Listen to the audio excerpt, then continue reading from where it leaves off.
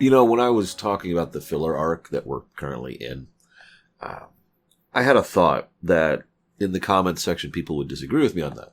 They would point out, Carpenter Street, this isn't a filler episode.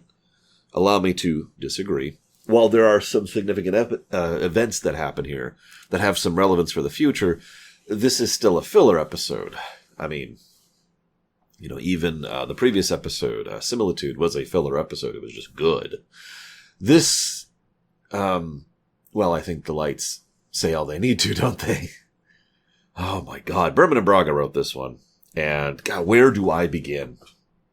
We start off in 2004 Detroit with Leyland Orser playing, whatever his name is. I don't even write it down.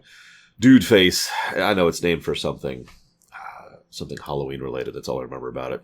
I remember him probably most as Djarin over in Revulsion, although he also played Lovok over in Deep Space Nine and has done a few other roles over the years. And of course, he's awesome.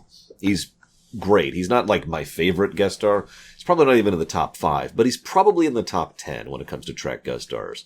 He's good stuff. And, he does actually add a lot of good to this episode. To be perfectly blunt, I would be willing to say he is the only good thing about this episode. And I sincerely debated with retracting the Lamentation label just for him. I'll talk about that in a minute. He has this weird quality where he manages to be a charismatic person despite playing slimy characters. The Mark Alamo effect, right? Because he does come across as weirdly charismatic in this episode and decently enjoyable to see on camera despite the fact that he's playing a scumbag, right? I don't know, it's just weird. He's got that talent for it. It's something reminds me of, the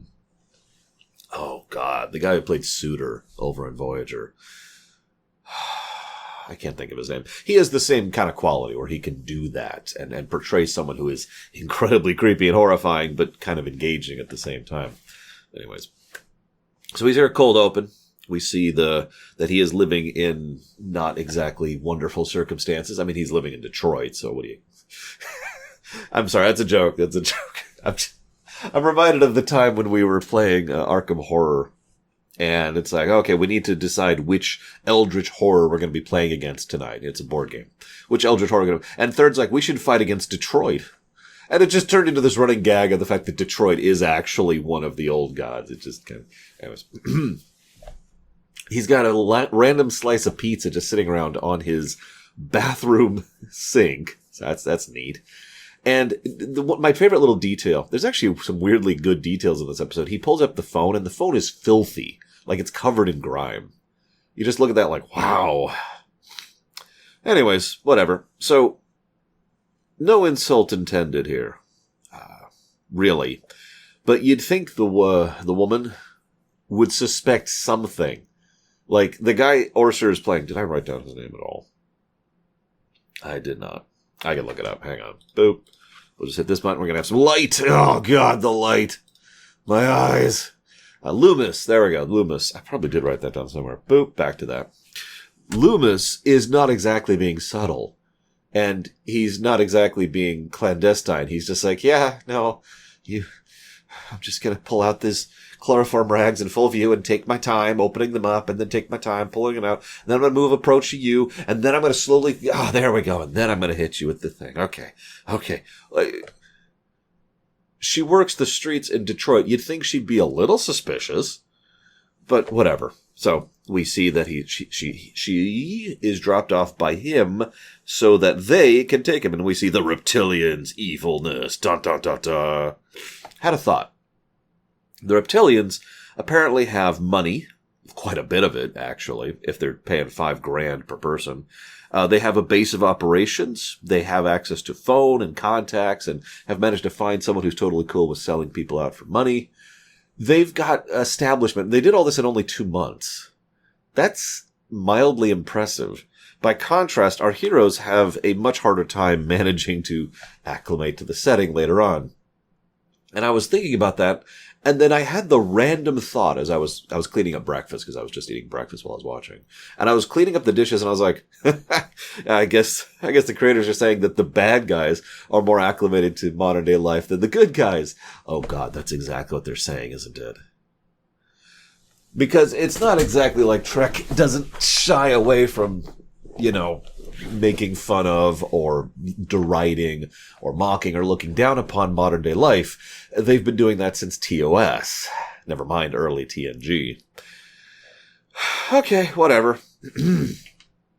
So, this then leads to the fact, now, I actually tried to freeze frame to count how much money he was making. I got up to about $2,600, which is very wrong, because apparently he's getting $5,000 per person, which is about $7,000 in today's money. Although, to be perfectly frank, I'm not sure that level of inflation really tracks, but let's not get into the nitty-gritty of inflation and how that works. So, bottom line, $5,000 per person. That's actually really cheap. If I'm being completely blunt, I'm surprised he went for that. But then again, he lives in a sty, so those are the people you bribe. And so then Daniels shows up. Okay. So far, the episode hasn't been terrible. The moment Daniels shows up, it just nosedives. Let's start off. Let's go through this, shall we? First of all, there's no history of the Xindi out. Okay. They've been in The Expanse for months at this point. Multiple months. I think it's 2 or 3 months, something like that. I forget the exact numbers. They have tracked it. They did have a timeline for what events happen where, and it's like 10 months total for the whole season. So they've been in here for a bit, right? Probably closer to like 5 months at this point, if I was just to spitball it. For 5 months they've been in here. That's after the weeks upon weeks that happened during the episode The Expanse at the end of season 2. So it's been over a year. Well, that might be an exaggeration. It's been approaching a year at the very least. Where the crap have you been, Daniels? Oh, but the events haven't actually reached us yet. What? Ignoring the fact that that makes absolutely no sense, there's also the fact that this very show, never mind this franchise, but this specific show with this person and this type of temporal incursion has shown that this is not how things happen. We saw this in Shockwave where the results were instantaneous because that's how that works. It's not like our times are not moving at the same rate across time. Because you're over here in the future. It doesn't matter how long it takes here. It's still going to hit here at the same point because it already happened. Okay, so that's stupid. But then we run into the next problem. Where the hell have you been? Oh, well, it's been hard to get, clearance. He's been trying to figure out what's going on and, he doesn't really know. He can't tell you where the weapon is. Okay, that makes no sense whatsoever, because you could still both scan and interact with the past, so you should be able to scan the past and figure out where the weapon is, but let's ignore that. And then there's the fact that he decides to warp into the Expanse, which I'm not even going to begin to explain how much of a whatever that is, since they apparently can just warp to anywhere in time and space instantly. Mega transporters, which should make it even easier to find the weapon and just stop this mission right now, since they have no problem sending Archer and T'Pol to the past to change things.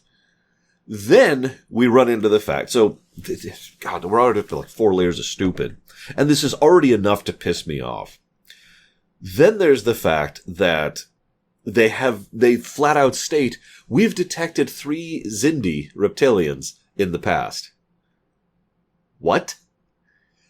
In case you're not getting my point here, they have the ability to detect 3 individual people on one planet in the galaxy at one point in time, 150 years prior to now.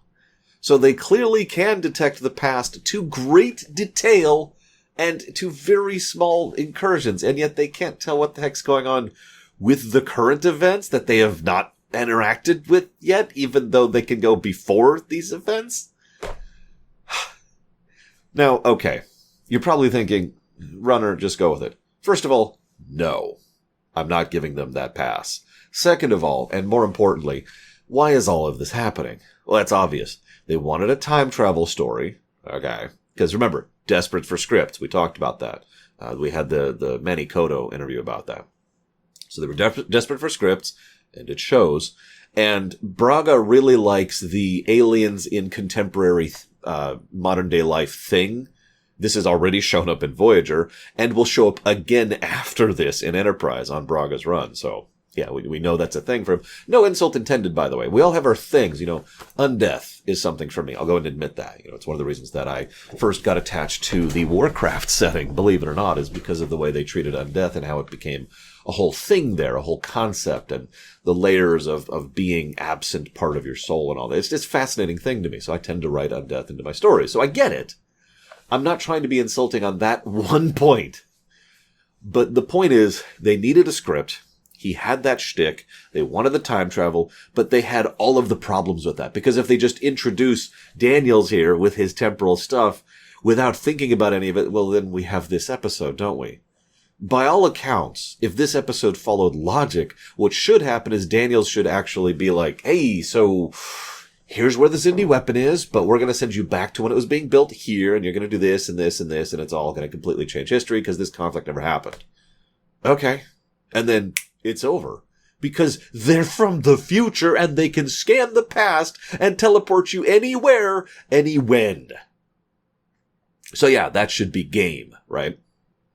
Now I know what you're thinking, temporal incursions, but remember, this is to undo a temporal incursion, which by their own statements is acceptable under the temporal accords, under the temporal Cold War situation. It's okay to react to, right? So they should have every casus belli necessary to do this. And they certainly have the tech, and the capacity, and everything else they need. But no, they just wanted them to go back to have this one little romp for this one little adventure. So they go back to do their one little romp, one little adventure, and Daniels is completely useless. Side note, if this had been planned out, I've always said, and I've said this for years, never mind when I was doing these ruminations, if they had planned out the temporal Cold War, then it would have worked out better. Even if it was not a great story arc. If they had at least planned it out and been consistent and laid out those pieces in advance, then it would have been better than it is. But the biggest problem, my opinion, biggest problem by far for the temporal Cold War is the fact that it never had any plan. They had a cool idea. I talked about this. They had a cool idea back in season 1, and they had no idea what to do with it. And so they just kind of, and finally they end up torpedoing it when season 4 comes around. And that's the problem. It's the Maquis all over again. We just don't know what to do with the Maquis. Why? It's a great premise. This is also why in the Trek rewrite we're keeping the temporal Cold War. We're just actually mapping it out. In fact, we have the whole thing mapped out, even as of now in Enterprise. As of me recording this, which is at this point, we've only written a few episodes of Enterprise in the rewrite, but we already have pretty much the whole temporal Cold War mapped out. Because that's how you do something like that. Anyways. So. Okay. So. I'm sorry, I got one last thing to complain about here. Okay. So. Why doesn't Daniels himself go back and do this? Well, again, it's because we need the heroes to do this. This is not the Adventures of Daniels. But that's the actual reason. The lower reason is, he just can't get clearance. There's not enough time to get clearance. I'm not even going to begin to explain how stupid that sentence is. Instead, I'm going to comment on the fact that he doesn't have clearance to go back and fix the incursion. And he has to go through paperwork to get that clearance. But it's okay for him to go back to the partial past and inform and recruit Archer and T'Pol for it and then send them back. Question, why all of that? Why is it okay for him to go back, but not all the way, and to send them all the way back, but not for him to go all the way back? Huh? Oh, it's also only limited to 2 people, because otherwise, quantum. And you don't want a quantum, believe me. So this is all very stupid. Now, I've said this many times. I've said this recently. I'm willing to accept and forgive stupid if we get something good out of it. Cloud effect, right? Or the cloud effect, to be more accurate, right? I'm cool with that. So if the episode actually nailed it, fine. I will turn my brain off. No, I won't. But I will point out the flaws and then move on and enjoy the story. Because that's my general approach. If you're going to do something stupid and then it comes out good, I will point out the stupid and then I will praise the good. That's how I do things, right? But then we get to the actual episode. First thing I want to comment on is the fact that T'Pol has once again found another outfit that looks better on her than the catsuit. It just keeps coming. And it's just like a standard, whatever. So that I'm not even going to ask how an electronic device unlocks the mechanical lock in a mechanical car. At least it's starting the car makes a modicum of sense, although it does that too. And hacking the ATM, that makes perfect sense. But unlocking a car? Really? Okay, let's just... This then leads to the fish out of water sequence. Okay, that's not very entertaining. You know, random thought. I think this might have worked better if it was actually Tucker instead of Archer. If nothing else, at least we would have the interplay between Tucker and T'Pol, and they play better off of each other. Also, if you really wanted to go full tilt with this, they could have been, you know, this episode could have been a character piece. Yeah, sure, time travel back to, you know, save humanity, whatever, and nobody gives a damn about that. What? This is a non-threat. This is a threat of the week. This is a threat of the week episode. It's a bog standard thing. These people are going to wipe out all humanity in the past. Sure they are. Just like the Earth was destroyed in a previous episode, right? I believe you. Wink. No, this is a threat of the week, and they're super threatening and global scale just because that way we feel actually threatened, even though none of that makes any sense, but let's move on. So, okay, fine.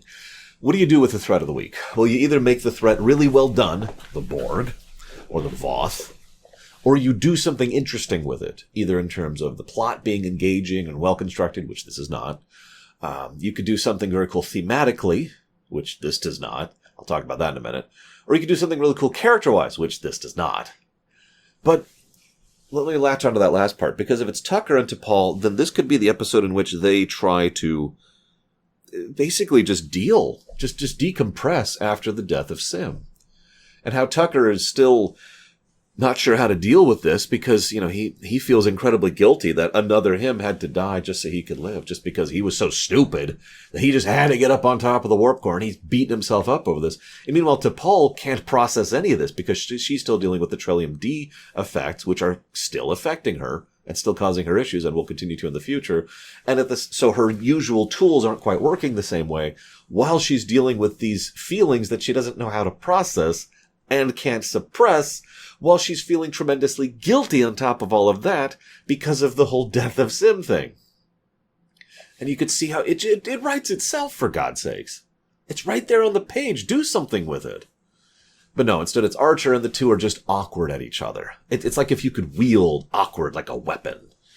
That's an interesting idea, actually. So, they fish out of water for a bit.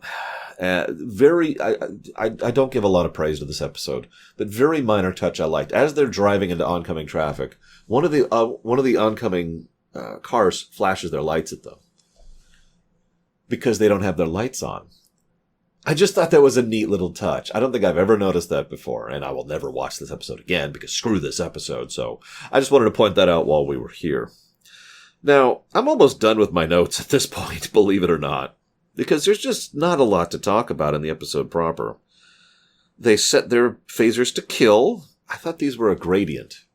I thought it wasn't like stun kill. I thought it was like stun and then there's a power setting. In fact, even the stun is like 1 through 3, isn't it?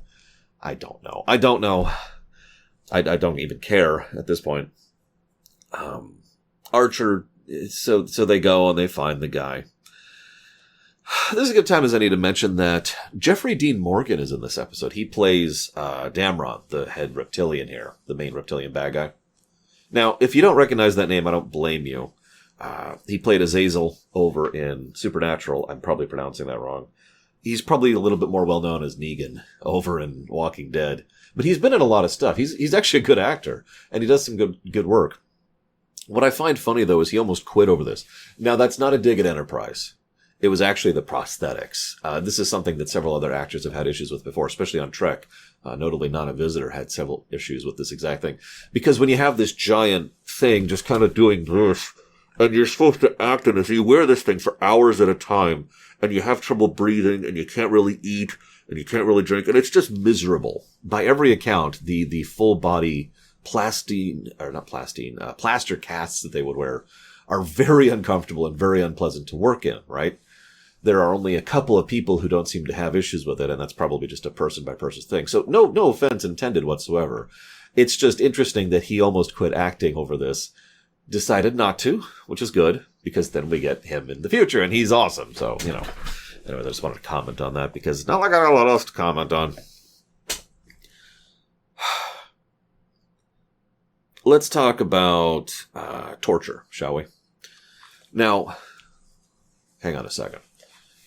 In order for an episode to qualify for anything, to qualify for lamentation status, it has to be all the way at the bottom. Remember, there's 1 off, 2 off, 3 off. But it has to be all the way at the bottom, and it has to have a little extra oomph to push it into lamentation status.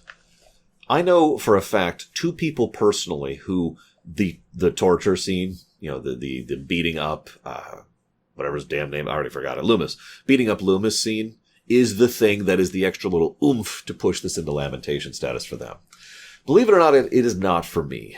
It's a terrible scene, but it doesn't linger long enough, or it doesn't hit the point badly enough to really be that extra oomph for me. It is, however, a terrible scene. It is once again a misunderstanding of Archer's so-called character arc, which I've already talked about. We do what we must, so he decides to just slug the guy when he tries to lawyer up. Okay. Didn't feel right slugging you while you were... And he just does it so casually.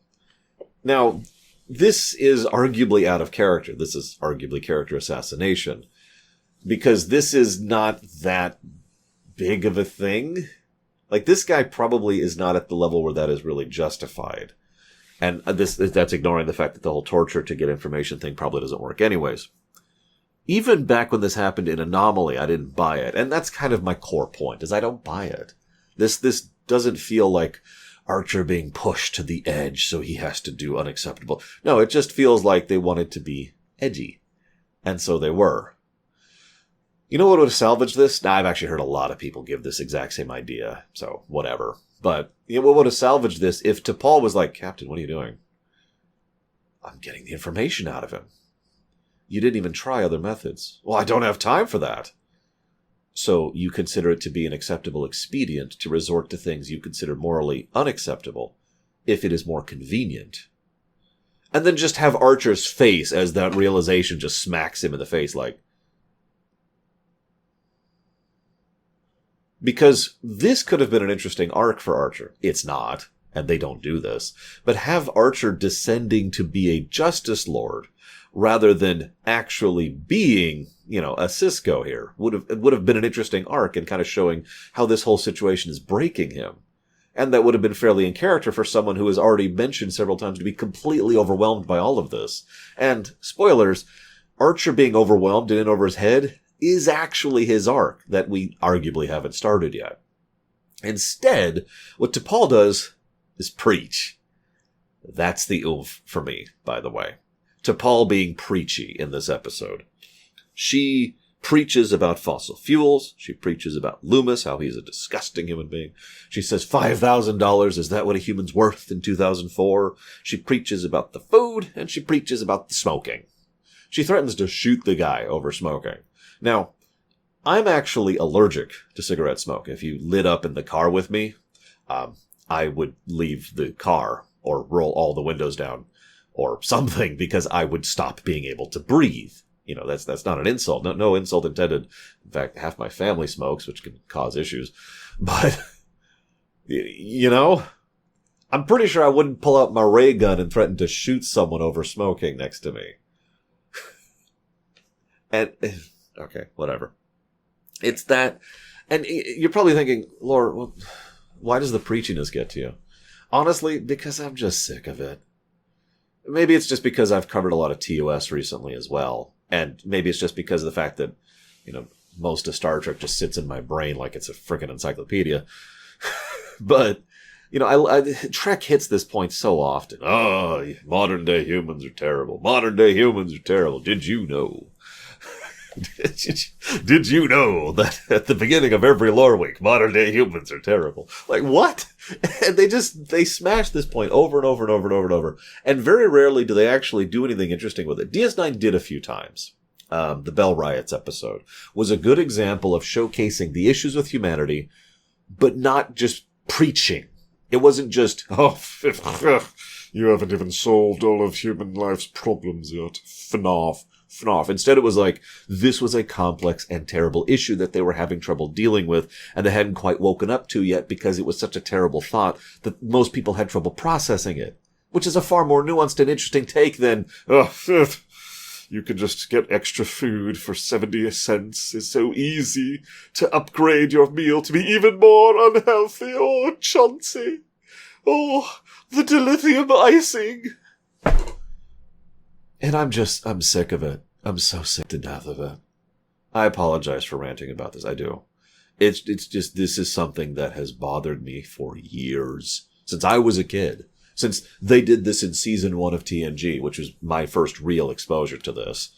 And it has bothered me ever since. I'm not saying we're saints.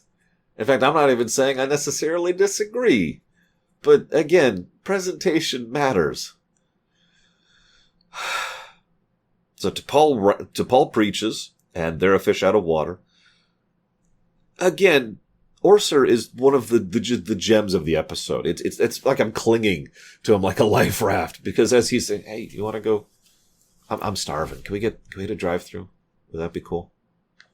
They were good. You can try the fries. They're probably good. Actually, if you think about it, fries probably would be acceptable for her.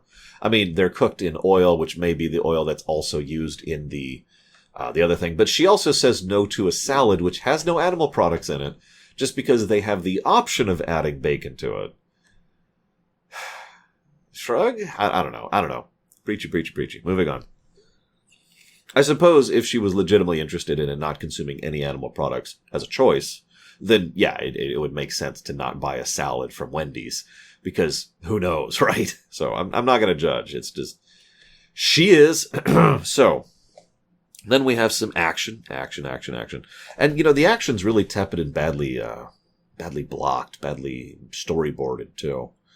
Like, there's so many scenes where Archer just puts in a really poor showing because the episode needs to keep going. He has the drop on these people.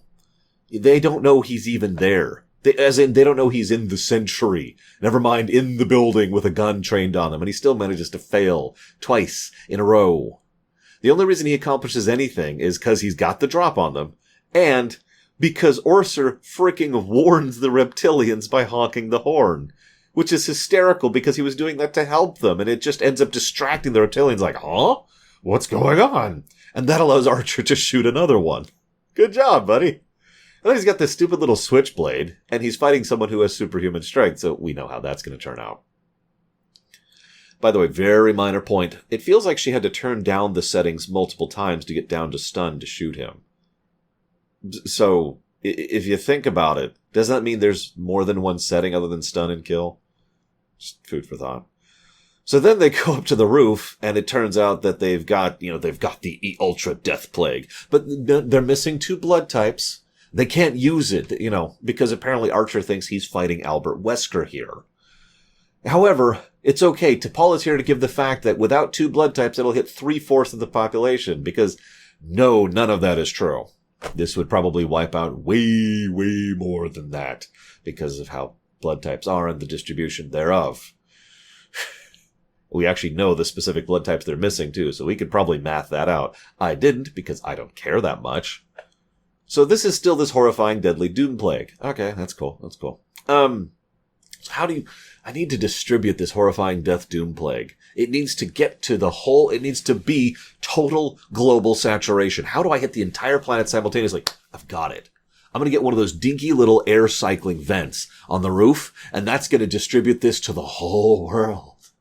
Everyone will feel the joys of the great convalescence. There's no logic here. There's no action here.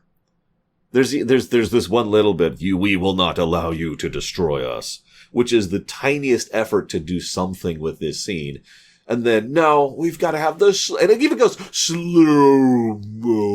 to stop it from going into the... Question.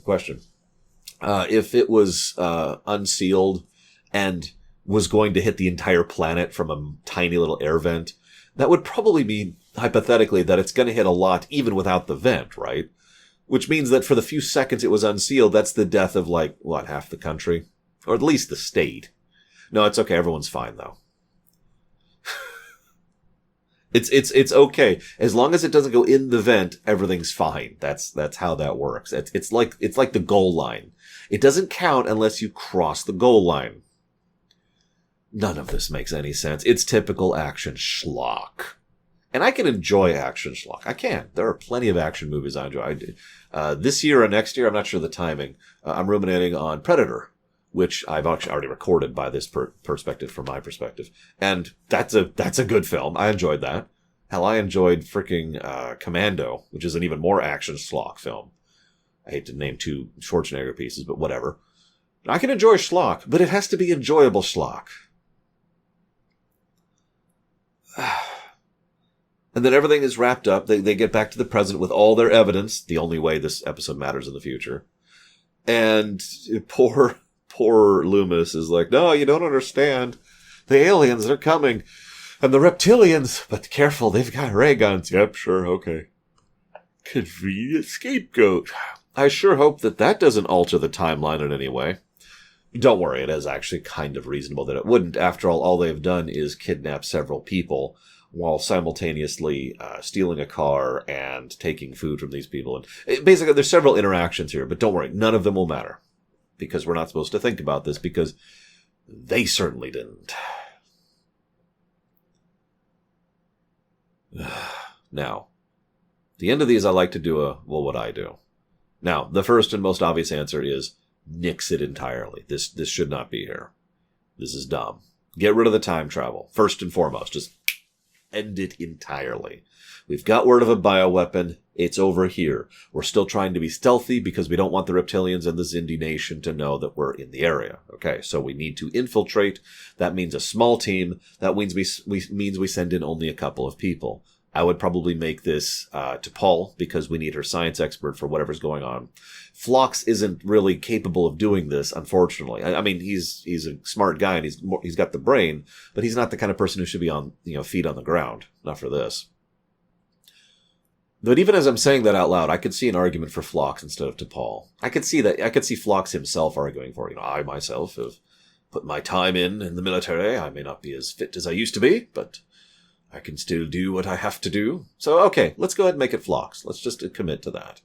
And probably a Mako, because that would make the most sense. And if you want to stretch it to 3, which I'd be okay with, we'd go ahead and tack Reed on there. There you go. Reed, Mako, Phlox. They're infiltrating this facility. It's turn it into Metal Gear Solid, basically. It's this place where they have to drop, sneak in, find out what's going on. They find out that they have...